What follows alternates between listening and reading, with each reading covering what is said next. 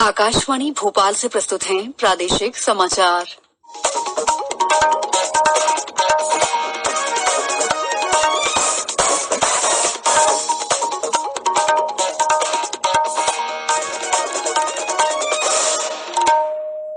नमस्कार, समाचारों के साथ मैं दीपा सिंह। पहले एक अपील। 18 साल से अधिक आयु वर्ग के लिए सरकारी केंद्रों पर निशुल्क राष्ट्रव्यापी कोविड टीकाकरण अभियान जारी है। युवा श्रोताओं से हमारा आग्रह है कि कोविड रोधी टीका जरूर लगवाएं और अन्य लोगों को भी इसके लिए प्रोत्साहित करें। कोविड स्वास्थ्य के लिए खतरा बना हुआ है, ऐसे में एहतियाती उपायों के पालन में कोताही न बरतें। जब तक जरूरी न हो घर से बाहर न निकलें और 3 सरल उपायों का पालन करें। मास्क लगाएं, 2 गज की सुरक्षित दूरी बनाए रखें, हाथ और मुंह साफ रखें।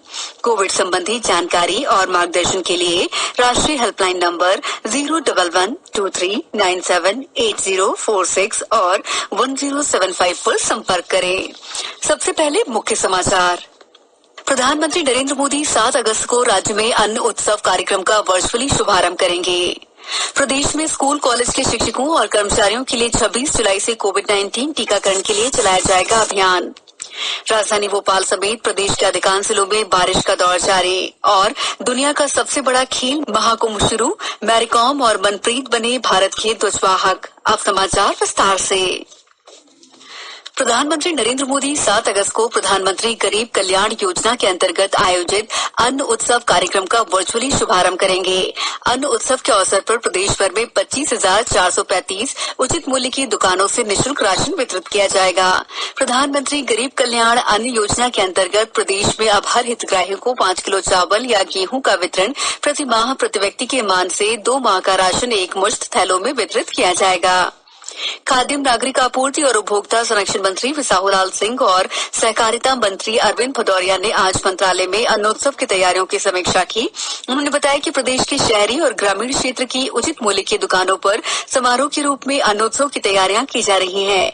इसमें स्थानीय कलाकारों द्वारा लोक नृत्य और सांस्कृतिक कार्यक्रमों का आयोजन किया जाएगा। प्रदेश में उच्च शिक्षा और स्कूल शिक्षा विभाग के अंतर्गत आने वाले सभी महाविद्यालयों और विद्यालयों में कार्यरत शिक्षकों और कर्मचारियों के कोविड-19 टीकाकरण के लिए अभियान चलाया जाएगा। मुख्य सचिव इकबाल सिंह बैस ने सभी कलेक्टर्स और मुख्य चिकित्सा और स्वास्थ्य अधिकारियों को निर्देश दिए हैं कि 26 से 31 जुलाई में ये अभियान संचालित किया जाए। टीकाकरण अभियान का आयोजन जिला मुख्यालय और विकास खंडों में सुविधायुक्त महाविद्यालयों का चयन कर सुबह 9 बजे से शाम 5 बजे तक किया जाएगा। इस अभियान में आदिम जाति कल्याण विभाग के विद्यालय सहित सभी शासकीय, अशासकीय महाविद्यालयों और विद्यालयों के शिक्षकों तथा कर्मचारियों को कोविड-19 के प्रथम और द्वितीय डोज लगाया जाना सुनिश्चित किया जाएगा। प्रदेश भर में आज से गर्भवती महिलाओं का टीकाकरण शुरू हुआ। महिलाओं ने उत्साह के साथ टीकाकरण कराया। बैतूल जिला चिकित्सालय में शुक्रवार को आमला विधायक डॉक्टर योगेश पंडागरे द्वारा गर्भवती महिलाओं के लिए कोविड टीकाकरण कार्यक्रम का शुभारंभ किया। धार जिले में जिन गर्भवती महिलाओं का टीकाकरण हुआ है उनका फॉलोअप भी किया गया। कलेक्टर श्री दीपक सिंह द्वारा गर्भवती माताओं का कोविड-19 वैक्सीनेशन का शुभारंभ किया गया। राज्यपाल मंगूभाई पटेल ने कहा है कि प्रशासनिक अधिकारी का आचरण बहुत महत्वपूर्ण होता है। आम जन के साथ घुल मिलकर अपनेपन के साथ दिल दिमाग को खुला रखकर किया गया संवाद ही प्रभावी होता है। श्री पटेल आज भारतीय प्रशासनिक सेवा के मध्य प्रदेश संवर्ग के अधिकारियों से राजभवन में चर्चा कर रहे थे। उन्होंने कहा कि भाषा शैली ऐसी होनी चाहिए जिसमें आत्मीयता हो और सामने वाले को बात समझ में आए। उन्होंने कहा कि प्रशासनिक अधिकारी से जनता की बहुत अपेक्षाएं हैं। अधिकारी का संवेदनशील होना बहुत जरूरी है। राज्यपाल ने कहा कि प्रशासनिक सेवा किसी की मदद से मिलने वाली खुशी के अनुभवों और विकास के नए आयाम कायम करने का सुअवसर देती है। ये चुनौतीपूर्ण और जवाबदेही जिम्मेदारी है। रीवा जिले के गुड़ स्थित बदरवार पहाड़ में स्थित अल्ट्रा मेगा सोलर प्लांट दुनिया के बड़े सोलर प्रोजेक्ट में से एक है। इस पावर प्लांट को प्रधानमंत्री नरेंद्र मोदी की इनोवेशन बुक में जगह मिली है।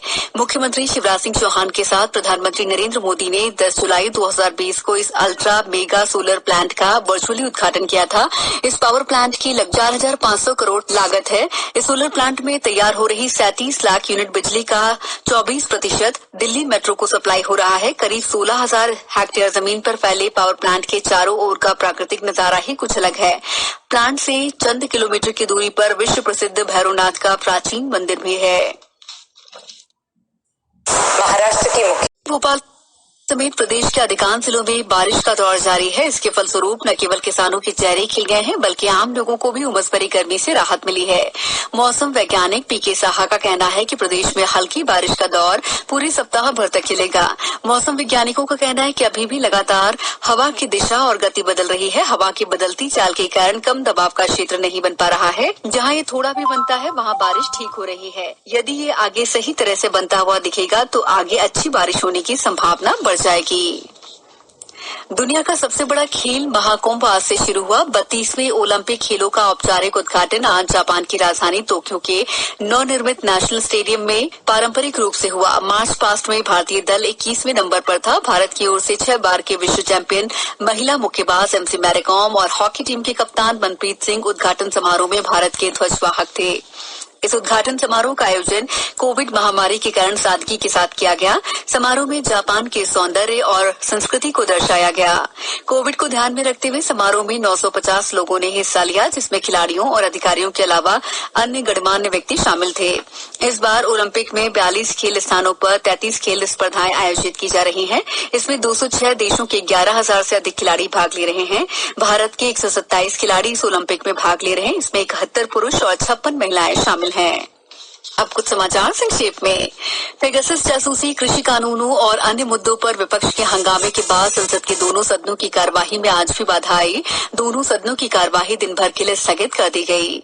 मुख्यमंत्री शिवराज सिंह चौहान की अध्यक्षता में 26 जुलाई को अपॉर्चुनिटी इन आयुष सेक्टर विषय पर एक कार्यशाला होगी। कार्यशाला का आयोजन मध्य प्रदेश राजनीति और योजना आयोग कर रहा है। एमपी टाइगर फाउंडेशन सोसाइटी द्वारा 29 जुलाई को टाइगर क्विज प्रतियोगिता आयोजित की जाएगी। प्रतियोगिता के 100 विजेताओं को पुरस्कृत किया जाएगा। ग्वालियर स्थित जयविलास पैलेस संग्रहालय आगामी 1 अगस्त से खुलने जा रहा है। यहाँ कोविड-19 गाइडलाइन का पालन करते हुए वर्ष भर आयोजन होंगे। खंडवा के धूनी वाले दादा के दरबार में भी गुरु पूर्णिमा पर्व मनाया जा रहा है। यहाँ उमड़ने वाले श्रद्धालुओं की संख्या को देखते हुए जिले की सीमाएं सील कर दी गई हैं। शिवपुरी में आज भारत तिब्बत सीमा पुलिस बल सिग्नल ट्रेनिंग स्कूल के पुलिस उप महानिरीक्षक आरएस वत्स और अन्य अधिकारियों ने शिवपुरी मेडिकल कॉलेज में पौधरोपण किया। पर्यटन और संस्कृति विभाग के प्रमुख सचिव श्री शेखर शुक्ला ने सागर में राहतगढ़ वाटरफॉल पर किए जा रहे निर्माण कार्यों का निरीक्षण किया। बैतूल में जिला उद्योग केंद्र के अंतर्गत जिन हितग्राहियों ने अपना व्यवसाय या उद्यम सफलतापूर्वक स्थापित किया है, उनकी सफलता को अन्य हितग्राहियों के लिए प्रेरणा बनाया जाए। नीमच में जिला विधिक सेवा प्राधिकरण द्वारा शिक्षा विभाग और पैरालीगल वॉलंटियर की सहायता से शाला त्यागी बच्चों के लिए अभियान चलाया जा रहा है। अशोकनगर जिले में कल कोविशील्ड के पहले और दूसरे डोज लगाए जाएंगे। छतरपुर जिले के खजुराहो नगर परिषद में 100% कोविड टीकाकरण हो चुका है। 32वें ओलंपिक खेलों का उद्घाटन आज जापान की राजधानी टोक्यो में पारंपरिक और औपचारिक रूप से किया जाएगा। भारतीय समय के अनुसार ये उद्घाटन समारोह शाम 4:30 से शुरू होगा। इस उद्घाटन समारोह का आयोजन कोविड महामारी के कारण सादगी के साथ किया जा रहा है। इस बार ओलंपिक में 42 खेल स्थानों पर 33 खेल स्पर्धाएं आयोजित की जा रही हैं, जिसमें 206 देशों के 11,000 से अधिक एथलीट भाग ले रहे हैं। खेलों के इस महाकुंभ में भारत के 127 खिलाड़ी भाग ले रहे हैं, जिनमें 71 पुरुष और 56 महिलाएं शामिल हैं। भारत की ओर से 6 बार के विश्व चैंपियन महिला मुक्केबाज एमसी मैरीकॉम और हॉकी टीम के कप्तान मनप्रीत सिंह उद्घाटन समारोह में भारत के ध्वजवाहक होंगे। केंद्रीय युवा कार्य और खेल मंत्री अनुराग सिंह ठाकुर और युवा कार्य और खेल राज्य मंत्री निशीथ प्रमाणिक आज मेजर ध्यानचंद नेशनल स्टेडियम नई दिल्ली में खिलाड़ियों का उत्साहवर्धन करने के लिए उद्घाटन समारोह के दौरान उपस्थित रहेंगे। प्रदेश में गर्भवती महिलाओं को कोविड-19 से सुरक्षा प्रदान करने के लिए आज से टीकाकरण अभियान शुरू हो चुका है। सभी जिलों में महिलाएं उत्साह के साथ टीका लगवा रही हैं। वहीं टीकाकरण महाअभियान के तहत कल 22 जुलाई को 10,45,661 लोगों को वैक्सीन लगाकर मध्य प्रदेश फिर देश में अव्वल रहा है। उधर प्रदेश में कल कोरोना के मात्र 17 नए प्रकरण सामने आए हैं और 17 रोगी स्वस्थ होकर डिस्चार्ज हुए। राज्य में कल 76,314 कोरोना टेस्ट किए गए। कोरोना संक्रमण के नए प्रकरणों में भोपाल में 3, इंदौर में 7, जबलपुर में 2, बालाघाट, खरगोन, मुरैना, राजगढ़ और शिवपुरी में एक-एक नया प्रकरण आया है। आज राष्ट्रीय प्रसारण दिवस है। वर्ष 1927 में आज ही के दिन देश में पहली बार बम्बई स्टेशन से रेडियो पर प्रसारण किया गया था। देश की लगभग पूरी आबादी और 99% से अधिक क्षेत्र तक आकाशवाणी की पहुंच है। पिछले 9 दशकों में रेडियो ने देश में कई मील के पत्थर पार किए हैं। आकाशवाणी प्रारंभ से ही जनता को सही, सटीक और समुचित जानकारी देने, शिक्षित करने और मनोरंजन करने का भी काम कर रहा है। इन प्रयासों के माध्यम से आकाशवाणी ने सदैव ही अपने आदर्श वाक्य बहुजन हिताय बहुजन सुखाय को चरितार्थ किया है। सूचना और प्रसारण मंत्री अनुराग ठाकुर ने राष्ट्रीय प्रसारण दिवस पर लोगों को बधाई दी है। आयकर विभाग ने इन आरोपों का खंडन किया है कि कल कुछ प्रकाशन कार्यालयों पर छापे के दौरान उसके अधिकारी कुछ खबरें बदलने का सुझाव दे रहे थे और संपादकीय के बारे में फैसले ले रहे थे। आयकर विभाग ने एक ट्वीट में कहा कि ये आरोप पूरी तरह असत्य हैं। जांच दल ने आयकर विभाग के मानकों को ध्यान में रखते हुए केवल कर चोरी से संबंधित प्रकाशन समूहों के वित्तीय लेन देन की जांच की थी। अब कुछ समाचार संक्षेप में। प्रधानमंत्री नरेंद्र मोदी आकाशवाणी से रविवार को प्रसारित मन की बात कार्यक्रम में देश विदेश के लोगों के साथ अपने विचार साझा करेंगे। आज लोकमान्य बाल गंगाधर तिलक की 165वीं जयंती है।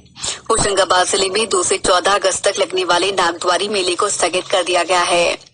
जबलपुर पहुंचे प्रभारी मंत्री गोपाल भार्गव ने भाजपा संभागीय कार्यालय में कार्यकर्ताओं की बैठक को संबोधित किया।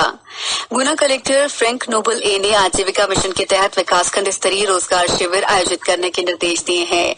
आगर मालवा जिले में पिछले 5 दिनों में डेंगू के 7 मरीज मिले हैं। टीकमगढ़ में आज 2 केंद्रों पर कोवैक्सीन का दूसरा टीका लगाया जा रहा है।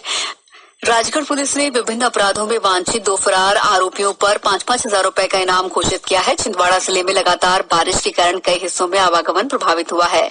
बुलेटिन में फिलहाल इतना ही। अंत में आप सभी से एक अपील, मास्क और 2 गज की दूरी, हाथ धोना भी है जरूरी। नमस्कार।